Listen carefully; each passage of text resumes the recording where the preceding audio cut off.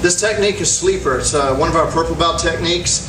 I like it. I've actually used it a couple times back in my dorman days. It works.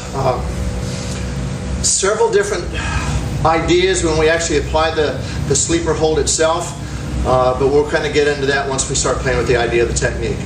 This is a step to attack. It could be a push, it could be a grab. I've never used it from a punch in real life. I've used it for pushes and grabs several times, and it does work. All right, with that, let's do it from this side real quick.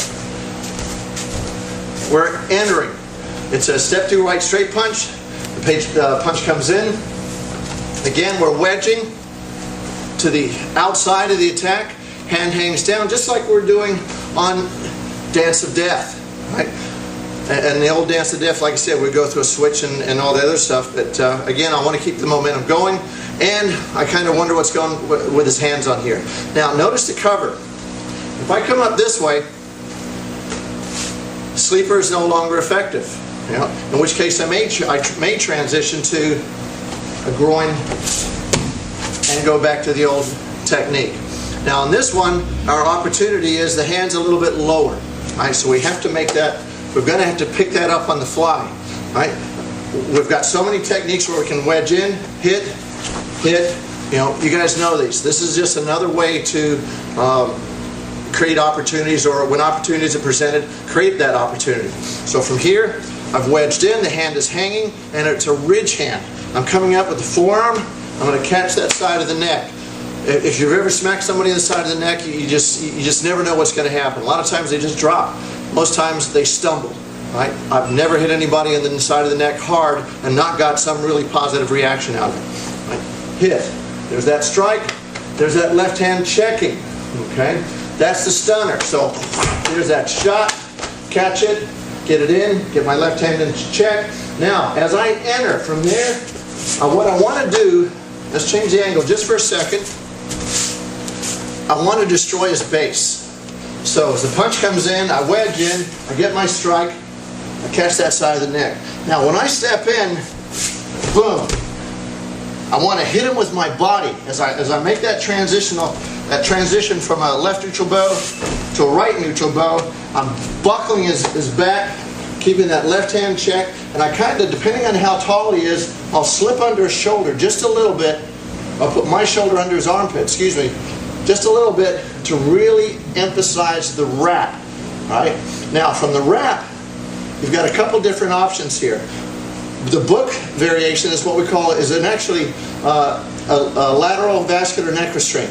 It's a LVNR, where you gable grip and you roll it in, you tuck, you're pushing up on your shoulder, which is going to collapse in or put pressure on the right side of his carotid, whereas this rolling motion is going to put pressure on the left side of his carotid to allow this thing to work. Now, we tap.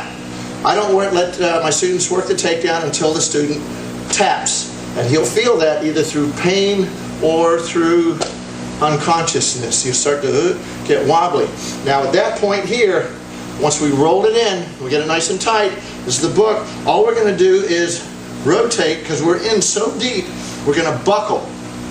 And then from that buckle, boom, there's that check. Now notice the hand on the shoulder. Boom, I've got to keep him down. The book is a palm thrust, and then you can cover on out. But from the palm thrust, we've got the knee. Crash that knee into the kidney. Right? Get some ribs if you like ribs. The old book technique was once he was down here, you would grab, double X, pick him up, and then slam him back down onto the pavement for what they call a facial massage. We don't do that. Again, I don't want to teach. I'm not a big fan of teaching techniques where once the person is down, we start destroying them. Just kind of a bad habit to get into, civil suits, all that good stuff. So again, let's try it from this side. The choke. Punch comes in. Let's play with this angle just for a moment. Punch comes in, I wedge in, I get my shot in. Now, as I come around, my entry never changes. I get that buckle in, I get my shoulder under his armpit to get the depth. Options. Good old classic, rear naked choke. All right? That's always the stronger choke, is the rear naked. Right? I've seen guys fight out of an LVNR. Now, there's a lot of law enforcement agencies where you're not allowed to use those because of damage you can do to the especially with that bone on the side of the neck. Option number 2 or 3, excuse me. Let's see it from this angle. We'll try it again. Now, this is an old school finish. As I strike, get my weapon in. There's my ridge hand to catch with the forearm or the bone. You want to catch with bone on this. And then from there, as I come in, this right hand comes across the top. Lock onto the shoulder, lock it in, and then as I drop that hand down on that forearm, I now can have a scissor effect. And then I can still work the same takedown. All right? So those are your 3 options. The book is the Gable. You have your rear naked, out of Brazilian Jiu-Jitsu that everybody knows about. And then you have the scissor. Depends on what's available. The key is you've got to get your shoulder under his armpit. That allows his shoulder to place pressure on the right side of his carotid. This is a technique that's very dependent on physical attributes and presentation. It doesn't work well for tall guys on short guys, and it doesn't work well on really short guys against tall guys. So it's a kind of a specialized technique, but for the average person, it's going to do just fine. All right, let's try that just a little bit quicker from this side. Again, I have a tendency to do these from a fighting stance, but we'll just go ahead and enter as we normally do.